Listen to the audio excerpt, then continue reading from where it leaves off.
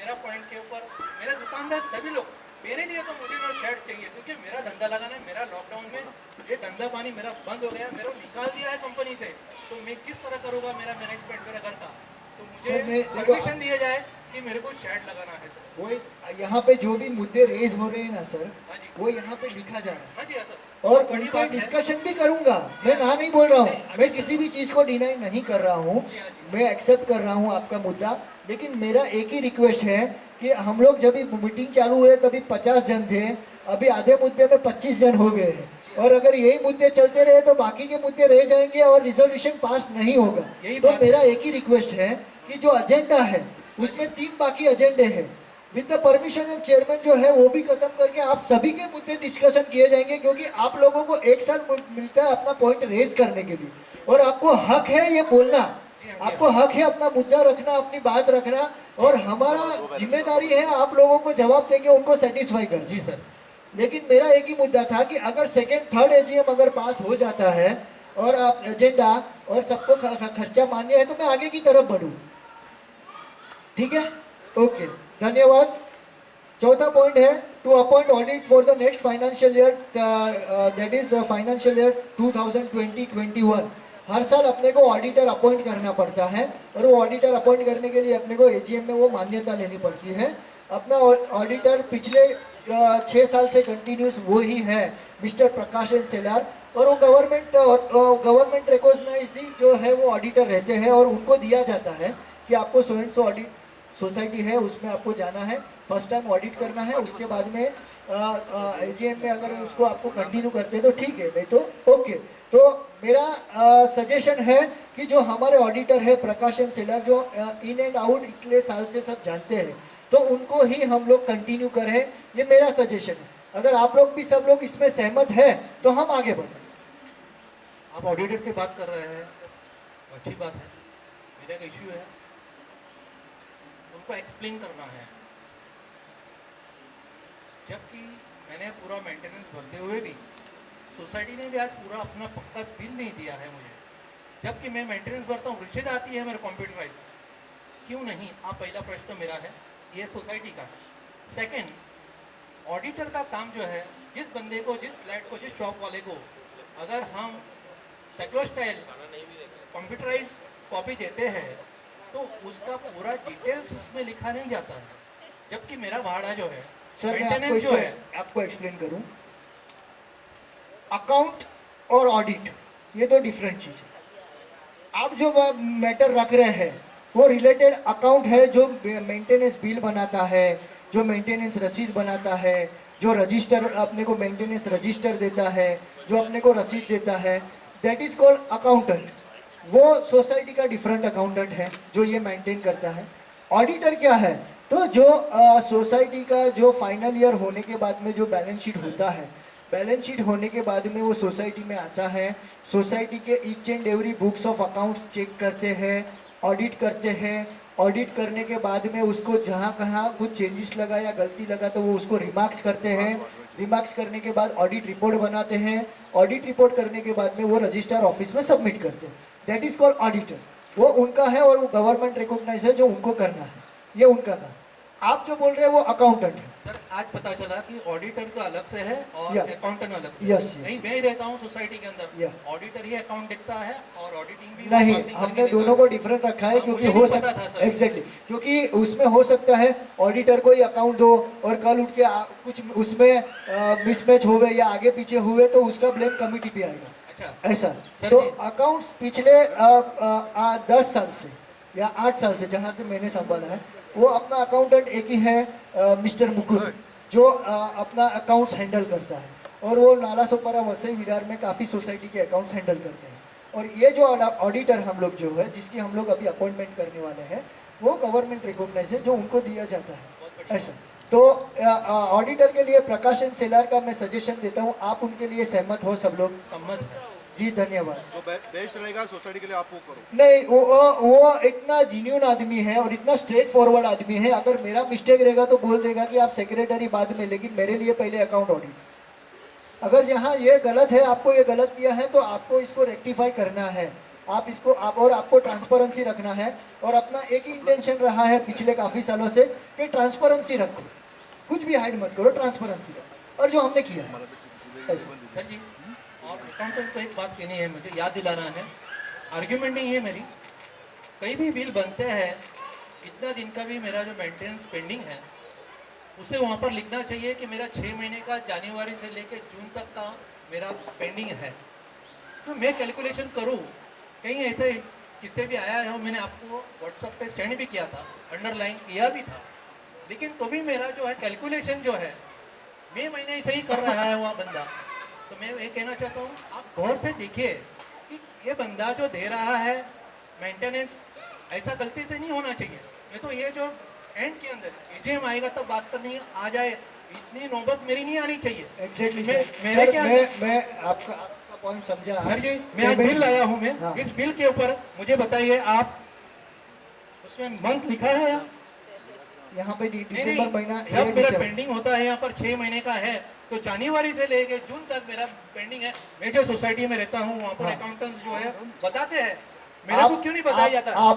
आपको जो भी पर्टिकुलर दिस रिलेटेड मेंटेनेंस के रिलेटेड अगर किसी को कुछ भी क्वेरी रहता है तो वो मुझे रेज करता है। जी हाँ, फिर मैं रेज किया था सर। मैं उनको लेजर भेजता हूँ। पहले तो मैं लेजर मंगाता हूँ, लेजर मंगाने के बाद में जो जिसने पर्सन ने क्वेरी रेज की है मैं खुद उसको पर्सनलाइज व्यू करता हूँ कि अगर इन्होंने मेंटेनेंस दिया है तो कहाँ गलत रह गया, कहीं मेरा मिस्टेक हो गया उनको देने में या उनका मिस्टेक हो गया टाइप करने में। वो होने के बाद में उसको रिकंसाइल करते हैं। रिकंसाइल करने के बाद में अगर मिस्टेक मिलता है तो उनको बोलता हूँ कि इनको रेक्टिफाई करो, बाय मिस्टेक इनका मेंटेनेंस या तो सो एंड सो अकाउंट में गलती से चला गया है, मेरी गलती है, या तो उनका मेंटेनेंस लेना रह गया है क्योंकि वो आया नहीं है। क्योंकि अपना वसई विकास बैंक में ऐसे इश्यू पिछले 3-4 महीने पहले आए थे, क्योंकि हम लोग पासबुक प्रिंट आउट करके उनको भेज देते हैं। पूरे महीने में जो भी कलेक्शन आया है उसका एक लिस्ट बनता है, उनको दिया जाता है, वो पासबुक से टैली करते हैं कि इनका मेंटेनेंस है और इनका है। उसमें कुछ 4-5 एंट्रीज दिखी नहीं। फिर बाद में पता चला कि ये बैंक की मिस्टेक है, पासबुक में एंट्री में ही नहीं आती है। फिर बाद में हम लोग ने स्टार्ट किया उनसे मंथली स्टेटमेंट मंगाने का। मंथली स्टेटमेंट और कंफर्म करते तभी पता चला कि उसमें कुछ एंट्रीज मिसिंग है जो उनके प्रिंटर में प्रिंट ही नहीं हुई। उसकी वजह से कभी कभी ये सिचुएशन रेज होती है, और वो रेज होने के बाद में जब पता चला तो हम भी उनके मंथली स्टेटमेंट मेल मंगा लेते हैं, और मेल मंगाने के बाद में क्रॉस टेली करने के बाद में हम उनको देते हैं। एग्री, इट्स ह्यूमन बीइंग है, मिस्टेक होता है, हो सकता है टाइपिंग एरर मेरे से हो गया, A1 शॉप नंबर 20 डालने के बदले शॉप नंबर 30 डाल दिया, टाइपिंग एरर हो गया, उन्होंने 30 में क्रेडिट कर दिया, 20 ने दिया उसका नहीं दिखा, फॉर एग्जाम्पल। तो पॉसिबल है, वो एरर होता है, मिस्टेक होती है, लेकिन उनको हम रेक्टिफाई भी करते हैं। सर जी, आपका मिस्टेक के बारे में बात नहीं कर रहा हूँ, मैं- मेरी जो नज़र से सामने बात हुई है, और इस तरह होना चाहिए, क्योंकि मैं घर पे बैठ के इसको स्टडी करूँ बिल का, तो मुझे पता होना चाहिए कि मुझे आप एक सैंपल आपके सोसाइटी में जो बनता है, क्योंकि इनका एक स्टैंडर्ड फॉर्मेट है, उनका एक प्रोग्राम है, वो प्रोग्राम में उनका यही प्रिंट आउट आता है, यही सिस्टम उनका चलता है, और इसकी वजह से वो कंटिन्यू सब सोसाइटी में यही सिस्टम उनका चलता है और चलते रहता है। उनका फॉर्मेट है, प्रोग्राम है वो हिसाब से। और अगर आप बोल रहे हैं कि ऐसा नहीं ऐसा होना चाहिए, तो आप उनको बोलेंगे कि इस तरह से आप करो, आप उनको बोले, अपने को तो अल्टीमेटली क्या करना है, मॉडिफिकेशन करा के उनसे करवाना है और उनको करना है। अल्टीमेटली तो अपने को उनसे वो करवा के लेना है। आप फॉर्मेट दीजिए, हम उनको देंगे कि ये हमको करके दीजिए, ताकि आगे चल के ये क्वेरी रेज नहीं हुए। ये अच्छा रहेगा, ताकि जो है आपके काम के अंदर हम दखल नहीं देते हुए सरल काम होती है तो अच्छी बात है। और मेरे जितना दिमाग में था उतना आपको मैं बताया, Sure. इस तरह हो रहा है, मेरा कैलकुलेशन जो है रॉन्ग जा रहा था कि गलत जा रहा था पता नहीं है, लेकिन उसे मेंशन नहीं हो रहा था रिसिप्ट के अंदर कि कुछ बरोबर होए तो अच्छी बात है। तो विपुल जी से बातचीत करो और बात करो, तो आप Anytime, जरा- sir. आप जरा Sure, ठीक है सर। sure. और नेक्स्ट अभी रिसिप्ट आता है तो उसके अंदर मेंटेनेंस का मंथ वो मेंशन होना जरूरी है। होना मेरे हिसाब से करते हैं वो। नहीं सर जी, मेरे पास इतनी जो भी ठीक है है। वो नहीं है। सेकेंड थिंग, ये जो कंप्यूटराइज कागज दिया गया है, लेकिन मुझे जो सृष्टि हाइट का कागज के ऊपर आज तक मुझे बिल मिला नहीं है, और मैं कोई आर्ग्यूमेंट भी नहीं किया हो। देखना मेरा काउंटर फाइल भी आपके पास रहेगा, ये बंदे ने तो मतलब दे बिल दिया। बोले मतलब पक्का बिल रहता है ना सर, सबको है। यही दिया जाता है। जो सृष्टि हाइट है, जो 20 फुटे जो थे तब उस एक बिल जो मुझे मिला था, वो जब भी सोसाइटी, तभी क्या था, सोसाइटी हैंड ओवर जस्ट लेने वाले थे, एक स्टैंडिंग कमिटी थी, हाँ जी, तो वो टाइम पे कुछ रूल्स नहीं थे, कुछ ये नहीं था, तो उन्होंने स्टैंड बाय के एक कंटिन्यू उन्होंने किया था, पर्टिकुलर स्टैंडिंग कमिटी थी इसके लिए कि अभी हम लोग मेंटेनेंस अकाउंट वाले को अपॉइंट करना पड़ेगा, कैसे करना पड़ेगा, क्या करना, वो रिसीट इमीडिएटली देगा नहीं, तो अभी जो चेक देते हैं उसको इमीडिएटली रिसीप्ट देना पड़ेगा, वो करके वो लोग ने स्टार्ट किया था। फिर जैसे जैसे धीरे धीरे सोसाइटी फॉर्म हो गई, अकाउंट होने लगा, तो फिर वो चेंजेस किए ऐसा।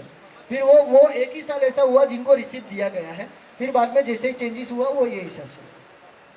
दीपू जी, इनका मैं शॉर्ट में सॉल्यूशन देता हूँ। क्या होता है, अभी प्रीवियस आउटस्टैंडिंग होता है, फॉर एग्जांपल 6 मंथ, तो उसका जो आउटस्टैंडिंग समरी निकलता है, अगर वो उसके साथ अटैच करते हैं वो काम हो जाएगा, क्योंकि मंथ वाइज समरी निकलता है आउटस्टैंडिंग का, किसी भी अकाउंटिंग सॉफ्टवेयर में वैसे होता है। करंट मंथ का रहेगा तो उनको डिफिकल्ट, उनको प्रीवियस मंथ का जो होता है उसमें दिक्कत आ रही है मैच करने में, तो अगर 6 महीने का रहेगा तो टैली करने में तो वो किया जा सकता है। उनको लेजर दिया जाता है, अगर किसी को चाहिए लेजर कि मुझे 1 साल का लेजर दो, 6 महीने का लेजर दो, तो मैं उनसे मंगा के दे देता हूँ। कर जो भी मेंबर्स रहेगा उनको मैं देता हूँ। तो कुछ उसको कुछ मेंबर्स है एक- जो 2 साल का लेजर मांगते हैं, तो वो भी मैं मंगा के तो देता हूँ। उनको एक स्टैंडर्डाइज प्रोसेस वैसा मतलब किया जा सकता है कि अगर किसी करंट मंथ से किसका ज़्यादा पेंडिंग है तो उसके साथ जो आता है हमें मेंटेनेंस, उसके साथ वो आउटस्टैंडिंग में मिले तो मंथ वाइज प्रिंट आउट पता नहीं चल देगा। जाएगा। अभी क्या है कि प्रिंट आउट कम लेते हैं, ज्यादातर मेल और व्हाट्सएप करते हैं। हाँ, तो ये जो है वो कंटिन्यूस उसका प्रिंटिंग है, क्योंकि वो अगर प्रिंटिंग करेंगे तो वो बोलेंगे मेरा कॉस्टिंग बढ़ेगा, हाँ, तो मेरा उनको कॉस्टिंग बढ़ेगा तो मेल- खर्चा उनका बढ़ेगा। मेल तो आएगा, वो मेल रजिस्टर वगैरह करके- देता है तो हम फॉरवर्ड करते जिनका हैं। मेल रहेगा sure. वैसा कीजिए तो वो क्वेरी नहीं आएगा। अगर मेरे 6 महीने का पेंडिंग है तो मुझे समरी दिख जाएगा। ठीक है। चलो तो आगे बढ़ता हूँ। ऑडिटर प्रकाशन सेलर ये है।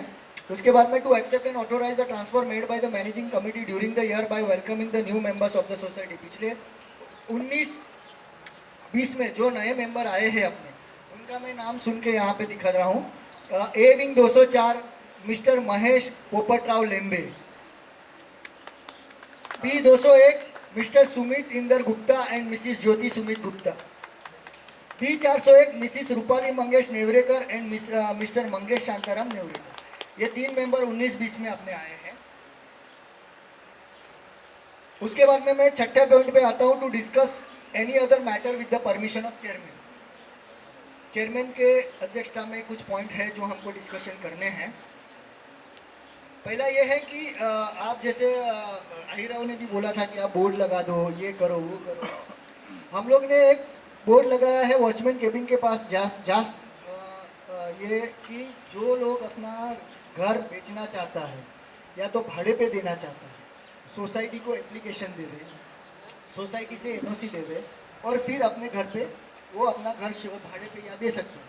इसके लिए हम लोग ने बोर्ड भी लगाया, लेकिन फिर भी अपने पास मैटर आता नहीं। अपने पास मैटर कभी आता है, या तो भाड़े पे चढ़ा दिया रहता है तभी, या तो अपने को घर पे बेच दिया रहता है तभी, ऐसा। और वो मैटर अपने को मालूम पड़ता है जब ये एग्रीमेंट अपने हाथ में आता है, और वो टाइम पे अपने को मालूम ही नहीं पड़ता है कि इन्होंने फ्लैट भाड़े पे दिया। मैं ईच एंड एवरी मेंबर को भी बोलता हूँ कि अगर आपको देना है, भाड़े पे देना है या बेचना है, आप ले लो, हम इसमें इंटरफियर नहीं करेंगे। आप ये भी मत सोचो कि भाई इसको मैंने बता दिया तो ये इंटरफियर करेगा, या तो दूसरा एजेंट लाएगा, या तो दूसरा आदमी लगाया, पार्टी लगाया। सोसाइटी को इसमें इंटरेस्ट नहीं है।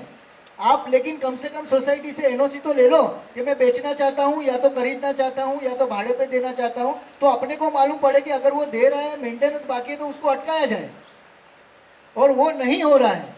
इसके लिए अभी ये एजीएम में ये रिजोल्यूशन पास कर रहे हैं कि अगर सोसाइटी में किसी को फ्लैट शॉप भाड़े पे देना है, बेचना है, तो सोसाइटी को एप्लीकेशन देवे, एप्लीकेशन देने के बाद में एनओसी लेवे, उसके बाद में आप रजिस्टर्ड एग्रीमेंट कराओ भाड़े के लिए। लेकिन अगर नहीं करते हैं और सीधा अपने पास एग्रीमेंट आ जाता है, तो अपने को क्या करने का? देने का नहीं। बाहर से जो आने वाला है उसका सामान अंदर मत लो, जो अंदर से बाहर जा रहा है उसका सामान बाहर मत निकलने। यही मैटर हो रहा है। लेकिन इसके लिए ये हो रहा है कि अल्टीमेटली क्या होता है, यही सफर होते रहते हैं, यही चक्कर करते रहते हैं। अपने बिल्डिंग की ये पुरानी आदत है, उसके वजह से ये गलती हम लोग भोग रहे हैं। राइट। ये एजेंट्स जो आजकल इधर घूम रहे, ये जो इसका फ्लैट उसका फ्लैट, ये पहले बंद करना है अपने को। क्योंकि इसके ये लिए ही पीछे इसके से लिए ही डील- बोल रहा हूँ कि एनओसी ले लो। आज की तारीख में अपने सोसाइटी का वैल्यूएशन अपने फ्लैट्स का बहुत लो है इन लोगों की वजह से। Right. ये जो एजेंट्स है ना, Right. जो पीछे से कर रहे दलाली, Right. इनकी वजह से अपना फ्लैट का वैल्यू बहुत कम हो गया। राइट और इनको पकड़ के बाहर निकालो पहले। राइट इसके लिए ही ये बोल रहे हैं कि अगर सोसाइटी से एनओसी नहीं लेते हैं और शॉप और फ्लैट भाड़े पे देते हैं तो या तो उनको पेनल्टी लगाओ और या तो उनको, क्योंकि क्या होता है कि ये मैटर डिस्प्यूट में चला जाता है, डिस्प्यूट में, और अपने यहाँ पे कितने काम रहते हैं कि अपने को बस यही चलते रहता है और फोन आते रहते हैं और हम अपना काम करें कि ये करें। लीगली इस पे क्या एक्शन ले सकते? लीगली आपसे आप बताओ। लीगली तो यही रहता है कि भाई वो अगर नहीं लेते तो उनको अंदर आने ही नहीं देने का, परमिशन नहीं है, ये रिजोल्यूशन पास हुआ है। अगर आपने सोसाइटी को बिना बोले बेचा है या भाड़े पे दिया है तो उनको अलाउड नहीं किया जाएगा। बस कर दो फिर, मत अलाउड करो। शॉप का भी मैं ऐसे ही बोल रहा हूँ कि शॉप में भी वो आगे है। लीगली जो चीज़ है ना वो करना ही है। ये यहाँ पे जो चल रहा है आजकल कि बाबा हाँ मैं फ्लैट है मेरे पास, मैं भाड़े पे दिखलाता हूँ, ये पीठ पीछे जो चल रहा है ये सब खेल बंद होना चाहिए। अपने इसके लिए ये आज के बाद में अगर ये रिजोल्यूशन होने के बाद में इमीडिएटली नोटिस घुमाया जाएगा कि अभी ये मैंडेटरी है, कंपलसरी है, आपको लेना ही लेना है, अगर नहीं लेता है तो आपके भाड़ोत्री को अंदर प्रवेश दिया जाएगा नहीं, फिर आप किधर भी बैठो और किधर भी होने। लेकिन वो टाइम पे बाकी सब मेंबर भी, सोसाइटी मेंबर भी हमारे साथ खड़े होने चाहिए, क्योंकि ये हम लोग है। ये मेरे को इसके ऊपर एक सवाल पूछना है। मैंने अभी जो डिफॉल्ट ऑन लिस्ट है देखी, उसमें से ऐसे ही है कि जिन्होंने नए फ्लैट लिए वो भी डिफॉल्ट हो गए। ऐसा क्यों? नए फ्लैट लिए मतलब नया फ्लैट लिया 1 साल में, 1 साल 2 साल हुआ और डिफॉल्ट में दिख रहा है। मेंटेनेंस ही नहीं दिया उसने, फ्लैट ले लिया, बाद में मेंटेनेंस देना बंद कर दिया, वो लोग मेंटेनेंस नहीं दे रहे। उनके लिए भी तो एक्शन लेना पड़ेगा ना, 1 साल में ही तुमने ऐसा चालू। वो तो हो गया ना, वही तो हो गया। वो तो 20,000 का। अच्छा और एक चीज़ था, मैंने अभी देखा रिसेंटली डिफॉल्टर्स में रेंट पे उनका 40,000 पेंडिंग है, फिर भी वहाँ पे रेंट पे 700 सीविंग 704 में। राइट उनको अलाउ क्यों, किसने किया है? राइट तो सोसाइटी ने अलाउ किया है कि सोसाइटी को बाद में पता चला, क्योंकि उसको ऑलरेडी एग्रीमेंट हो गया, फाइनल हो गया, और उसमें हमारे संदीप राय भी थे वो बीच में, क्योंकि योगेश दुबे के टाइम पे, और आपको पता भी था कि इसका मेंटेनेंस बाकी है, बट फिर भी हाँ नहीं, लेकिन वो तो हो गया और वो लोग आके इधर रहने भी लगे और अभी भी उनका मेंटेनेंस के लिए मेरा तो उसके डिस्प्यूट चालू ही है। बट जब आप बोल रहे हैं कि अगर किसी का मेंटेनेंस नहीं आता है तो आप मुझे लिस्ट दीजिए, जब मैं लिस्ट देता हूँ और आपको पता है कि इसका मेंटेनेंस बाकी है तो आपको वो भाड़े पे नहीं देना चाहिए, लेकिन नहीं दे रहे ना, नहीं की ना, वही तो बोल रहे हैं कि उन्होंने कभी दिया, जब भी मैंने अटकाया, मैंने पानी उनका अटकाया, तभी जाके उन्होंने मुझे फोन किया और तभी जाके उन्होंने मुझे बात किया, तभी जाके तो वो ऑलरेडी सामान आ चुका था और वो लोग रहने का स्टार्ट कर रहे थे। जब भी सामान आ रहा था तभी भी मैंने अटकाया था। ये सब एजेंटगिरी अपने बिल्डिंग से ही हो रही है। राइट, मेरे को क्या ये बोलना गलत है फिर। अगर आपको मालूम है 40,000 रुपये पेंडिंग है, कोई भी फ्लैट देता है या अपने बिल्डिंग का रहे बाहर का रहे, ये तो गलत बात है। गलत है ये, गलत है। अगर Exactly. जिसका मेंटेनेंस बाकी इसके है लिए गलत ये है। हाँ अगर मैं पैसा भर रहा हूँ और कोई आके भाड़े पे रह रहा है, 40,000 उसका पेंडिंग है, मैं तो हंगामा कर दूंगा भाई। कोई भी रहे, एजेंट रहे या आपके इसमें से कोई भी रहे, मैं ये नहीं मानूंगा। एग्जैक्टली सर, इसके लिए ही, क्योंकि क्या है, सफर हम लोग को करना पड़ता है, मच हम लोग को करना पड़ता है, और हम लोग हमारा काम छोड़ के उसमें मेंटेनेंस बाकी है, अगर उसके ऊपर ये चीज का रोक लगाया जाएगा कि वो बिना मेंटेनेंस क्लियर किए भाड़े पे नहीं दे सकता, तो वो एक तरह से वो मजबूर होकर देगा मेंटेनेंस। देखो ये एजेंट लोग को सिर्फ उनका कमीशन देखना है, Right. लेकिन अपने को सोसाइटी चलाना है। एग्जैक्टली, तो ये सब चीजें नहीं होनी चाहिए, और जो भी कर रहे हैं ना उसको सीधा बोलना भाई। और आप जिसका मेंटेनेंस बाकी रहेगा उनको भी शॉप या फ्लैट भाड़े पे नहीं दिया वो जाएगा। पास कर लो, आप रेजोल्यूशन पास कर लो। पास कर दो। वो किसी को दिक्कत है तो अभी बोलो, लेकिन ये सब होना चाहिए लीगली। क्योंकि बाद में क्या होता है कि सफर हम लोग को ही करना पड़ता है, सुनना हमको ही पड़ता है, और उनके साथ में इतना मगजमारी करने के बाद, मचमच करने के बाद में 10,000 मिलता है। आज के तारीख में अपना शुभम सागर का देखो फ्लैट का रेट्स और अपने इधर देखो क्यों Right. कम है, 4 लाख का फर्क है, 4 से। क्यों फर्क है? इनके वजह से ही है। इनको पहले बाहर निकालो। ये जो डील वील है ना इधर नहीं करना चाहिए। एग्जैक्टली, 4 लाख के समथिंग फिर फर्क है। फर्क है अपने पास सोसाइटी में। राइट। उसके बाद में दूसरा एक रिजोल्यूशन चेयरमैन में है कि बाहर हम लोग ने नोटिस लगाया था कि जो 4 व्हीलर है भाड़ोत्री को नहीं लगाना है, लेकिन अभी लॉकडाउन के चलते अभी ऑटो रिक्शा भी पार्क हो रही है, उसमें भाड़ोत्री भी है, ओनर भी है, तो इसके लिए उनको भी बोला था, तो उन्होंने बोला कि भाई लॉकडाउन है, बाद में हम निकाल देंगे। मैं बोला अभी भाई निकालो, क्योंकि आपका देख के बाकी भाड़ोत्री रिक्शा वाले भी इधर खड़ा कर रहे हैं, तो बाहर अभी ऑटो रिक्शा पार्क करने का अलाउड नहीं होगा, ओनली 4 व्हीलर, वो भी अगर ओनर रहेगा तो रेंट वाले को भी उधर अलाउड नहीं किया। मैं उसके ऊपर बोलना चाहता हूँ, अपन चार्जेस लगा सकते हैं क्या ओनर को भी बाहर का, किसका? बाहर वाले जो बाहर ओनर पे पार्क कर रहे हैं, उसके लिए अपने को एजेंडा लेना पड़ेगा, लो ना फिर वो एजेंडा। अपन नेक्स्ट एजीएम में ले लेंगे। क्यों अभी लो? अभी लो ना। क्योंकि उसके लिए ये है कि बाहर जिसका भी पार्किंग होता है उसमें पहले अपने को ये करना पड़ेगा कि कौन सा एरिया ये है और कौन सा नहीं है नहीं पार्किंग। आपने कन्विंस करने के टाइम वो एरिया कर लिया आपने, बराबर एग्जैक्टली, फिर लगा सकते हैं। बराबर आपने एरिया कर लिया कन्विंस। कन्वेंस अभी तक हुआ नहीं। नहीं कन्विंस के टाइम आपने एरिया कर लिया था, आपको हाँ। मालूम है, हाँ, ठीक है। जो अपने सृष्टि हाइट्स में जो एरिया पड़ रहा है ना, जो भी कार पार्क करेगा या कुछ भी पार्क करेगा, रिक्शा तो अलाउ नहीं है, पहले बोलता है रिक्शा लो। रिक्शा अलाउ नहीं है, बाइक भी वाला अलाउ नहीं कर सकता उधर, Right. बाइक भी लगाने का नहीं है, नहीं। ठीक है। एक रिजोल्यूशन पास कर दो, बाहर भी जो भी गाड़ी लगाएगा उसका ले मेंटेनेंस जो भी है, 100 रुपया है, 150 रुपया है या 50 रुपया, आपको जो लग रहा है 200 अच्छा, रुपये कुछ भी लो आप लगाओ, ये रिजोल्यूशन पास कर लो। But only owners. हाँ ओनर भाड़ोतरी को तो allowed ही नहीं है। ओनर ही वहाँ पे वो अपनी बिल्डिंग की जगह है, राइट? हाँ, तो हम लोग उधर चार्जेस क्यों नहीं लगा रहे अभी तक पार्किंग के लिए? इसके लिए अपना क्योंकि जो- अपन अभी तक ये अपन अभी तक इसको ऐसे ही प्रिज्यूम करते थे कि भाई सोसाइटी इनसाइड प्रीमाइसिस अगर कार पार्किंग करोगे तो चार्ज लगोगे, आउटसाइड पार्किंग करोगे तो नहीं लगोगे, और हम लोग उसको आउटसाइड एरिया में काउंट कर रहे हैं। लेकिन सर वहाँ पे क्या हो रहा है, किसी के भाई का, चाचा का, मामा का, सबका गाड़ी लग रहा है उधर, राइट। वो गलत है ना? अरे कल हमारा- रात को तो और एक उसमें ने- अगर कुछ होता है फॉल्ट, अगर लास्ट टाइम हुआ था वो टाइल सब टूटे, किसके पैसे खर्च किए? सोसाइटी के अपने पैसे जा रहे हैं, Right. तो वहाँ पे चार्जिंग लगना चाहिए, चार्जेस लगने चाहिए। ओके, तो बाहर जो भी कार पार्किंग हो रहा है, ओनर का लेकिन उसका अपने को बाउंड्री सिलेक्ट करना पड़ेगा। आपने किया है ना कन्विंस करने बाउंड्री, अभी तक नहीं हुआ है। नहीं हुआ है तो कब तक हो जाएगा वो? अभी ऑलरेडी बात चालू, मुद्दे पे आऊंगा मैं कन्विंस में। लेकिन वो लीगली करना जरूरी है ना? लेकिन हाँ, वो करना जरूरी है, लेकिन मेरा ये था कि हम लोग अभी जो सितंबर में फिर से जीएम लेंगे, मेरा ये था कि वो टाइम पे अपन करें उसको। लेट नहीं होगा?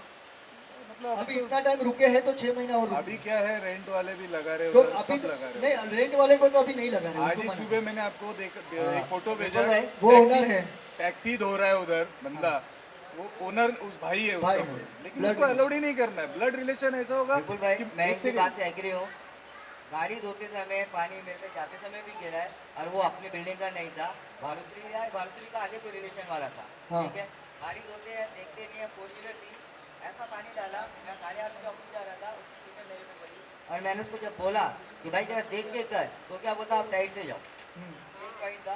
दूसरा, पार्किंग नॉन पार्किंग जो लॉ है, वो लॉ के हिसाब से आप एक बार स्ट्रिक्टली एक्शन ले लो कि भाई ये पार्किंग है, जो सोसाइटी लेगी, हम लोग को सबको रेडी है, फिर आप मेरे को बोलोगे कि नहीं गाड़ी इधर रहेगी, ठीक है, बाय डिसीजन है, सबके साथ है। चलो। और उससे क्या होता है मालूम है, भाड़े वालों का थोड़ा सा कंट्रोल करना पड़ेगा। मेरे घर के सामने वापिस बोलूंगा, रिपीट कर रहा हूँ, नॉन पार्किंग भाड़े वाले नहीं है, गेस्ट है, 18-12 साल के लड़के, जिनको मैंने मना किया है, तो वो क्या बोले, मेरा दोस्त आएगा, मैं वेट करूँ पौना घंटा, मेरा बेडरूम है, मैं सेफ्टी दूंगा, मेरी जगह पे कोई भी रहेगा, ये नॉनसेंस इधर हो रहा है। इसके लिए मेरा ऑब्जेक्शन है, मेरे बिल्डिंग वाले किसी बाइक का ऑब्जेक्शन नहीं है।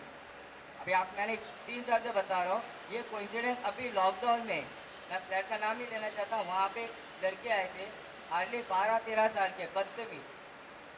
नहीं मैं क्या बताऊँ, इसका रिजोल्यूशन कर सकते हैं क्या? बाइक मतलब अंदर जाते हैं, वो बोल रहे हैं सब अंदर, तो कुछ ये है कि स्विगी वाला अंदर आके पार्क करता है और ऊपर चला जाता है, फिर स्विगी के नाम पे कोई और आएगा, तो मैंने वही बोला कि नंबर होके उसको कंफर्म करना है आगे जाके। स्विगी वाले के नाम पे कोई चोर आ गया, कुछ चोरी करके चला गया, किसको पता चल इसके लिए जाएगा? तो हम चाहते हैं अपना सिक्योरिटी अलर्ट रहे, तो जो भी सिक्योरिटी आता का है- पार्किंग वहाँ पे हो, Yes. और वो फोन करे ऊपर कंफर्म करे कि आपने बुलाया, और तभी वो आगे छोड़े। सर मैं दूसरा बोलना चाहता हूँ, दूध वाले आते हैं, देखो उनके ऊपर ना फेस पे नहीं रीडिंग कर सकते। एक सेकंड टॉपिक क्या है, नहीं, बाहर पार्किंग चार्जेस, है। एक सेकंड, बाहर चार्जेस लगना चाहिए कि नहीं? आप एक एक टॉपिक लेते हैं, क्योंकि क्या होता है, ये एक टॉपिक है ना, रह गया। हाँ चलो कंटिन्यू। आप जो बोल रहे हो कि अगले एजीएम तक लेंगे, तो अगला एजीएम आप कभी प्लान करेंगे? अभी ये सितंबर में होगा। ठीक है, लेकिन ये चीज़ का प्रोसेस में लाना जरूरी है। तो वही मैं बोल रहा हूँ कि अभी हम लोग को ये क्योंकि करना है आप- कि वहाँ पे ऑटो रिक्शा पार्क नहीं करना है। मुझे एक बात बतानी थी, क्योंकि आप ही का एक कमेटी मेंबर वहाँ पे कार लगाता था, जी, तो मैंने ऐसे ही, मुझे पता नहीं था कि वहाँ पे चार्जेस लगते हैं क्या, तो सीधा उसने बताया कि भाई मुझे थोड़ी पार्किंग का चार्जेस देना है, मैं थोड़ी अंदर लगा रहा हूँ, मैं Right. बाहर लगा रहा हूँ, लेकिन वो जगह अपनी है, तो वहाँ पे पार्किंग का चार्जेस लगना जरूरी है। ठीक है, ये मुद्दा मैं समझ गया और ये लेंगे ही, ये लेंगे ही और ये मुद्दा लेंगे। इसी- लेकिन इसी फिलहाल parking तो अभी अपने को जो बाहर ऑटो रिक्शा पार्क हो रही है, ओनर है भाड़ोतरी है, उधर अपने को अलाउड नहीं करना। राइट, इसी पार्किंग के रिलेटेड वो उसको पॉइंट एक पहला मार्किंग करना चाहिए उसको, Exactly. डिमार्केशन। सेकेंडली वहाँ पे कोई किसी का कंफर्म जगह नहीं नहीं। है, जैसा फर्स्ट काम वो जगह हाँ। लगाएगा, उसको पार्क हो, उसका बरोबर, जगह रहेगा। बरोबर। पर ये पॉइंट भी रखना है कि यहाँ पे सब तरह गाड़ियाँ से, वहाँ पे कबूतर आते हैं, गंदा होता है, तो चार्जेस करते समय आउटसाइड है और उसको कैसे कंसीडर करना है उसका भी ध्यान लोगों, मतलब ऐसा नहीं सॉल्यूशन कि निकालना तो बहुत मुश्किल है, मतलब क्योंकि चार्जेस, उसका यू कैन नॉट से कि बहुत- चार्जेस बहुत उसका सॉल्यूशन निकालना बहुत मुश्किल है। ये अंदर भी इधर भी अंदर होने के बावजूद भी मेरे खुद की गाड़ी उधर है तो भी होता है, शिफ्ट करता है वो। उतनी सिक्योरिटी वहाँ भी प्रोवाइड होना सर चाहिए। ऊपर उड़ते उड़ते नहीं, शिफ्ट किया कैसे गंदे का करूं? तो आप बोल सकते हैं, कल उठ के आपके गाड़ी का कुछ कोई आके डैमेज नहीं हो रहा है, वो होता है। कल गाड़ी को कोई मतलब यहाँ पे आके कोई आपकी गाड़ी ओपन नहीं करेगा, डुप्लीकेट चाबी नहीं लगाएगा, सिक्योरिटी उतना ही सिक्योरिटी उधर प्रोवाइड करना चाहिए, वो प्रोविजन करना चाहिए, तभी जाके हम उसको चार्जेस लगा सकते हैं। उधर फिर वो शेड डालना एक पड़ेगा, सेकंड और शेड डालेंगे मुझे तो एक बात बताइए, अपनी सोसाइटी के अंदर उतना सिक्योरिटी है क्या? आप जो बोल रहे हो सिक्योरिटी है क्या? आप जो पार्किंग कर रहे हो, लेकिन आप जगह यूज कर रहे हो, उसके रिलेटेड ही है चार्जेस। क्योंकि क्या हो रहा है, कोई उधर क्या हो रहा है, कोई भी आके गाड़ी लगा, कोई भी आगे गाड़ी जरूर लगा। है, जरूर ये पॉइंट रेस है और वैलिड है, तो उसका सिक्योरिटी बेस वो अपना पर्सनल प्रॉब्लम है। ठीक है ठीक है ठीक है, चलो आगे बढ़ता हूँ। पार्किंग के ऊपर और भी एक है विपुल भाई, पार्किंग के ऊपर से एक भी और चीज है। हाँ अब ये निकाला है पार्किंग से, अभी आगे नहीं है ना पार्किंग का। नहीं है पार्किंग का, मुझे भी टॉपिक है यार। पार्किंग वाला एक इशू ये है, जो अंदर गाड़ियाँ लगती है, जो गाड़ियाँ अंदर लग रही है, उसके बारे में आपने कुछ सोचा है क्या? क्या सोचूं, अभी इसमें बच्चे लोग खेलते हैं, अपने हाथ में है नहीं, नहीं। हम लोग उनको रोक नहीं सकते नहीं, हैं। नहीं, नहीं, नहीं। और अभी गाड़ियां बढ़ रही है, पार्किंग के चलते भी गाड़ियां बढ़ रही है, आगे चल के अपने को वो सिचुएशन में प्रॉब्लम होने वाला है, गाड़ी जो हो रही है।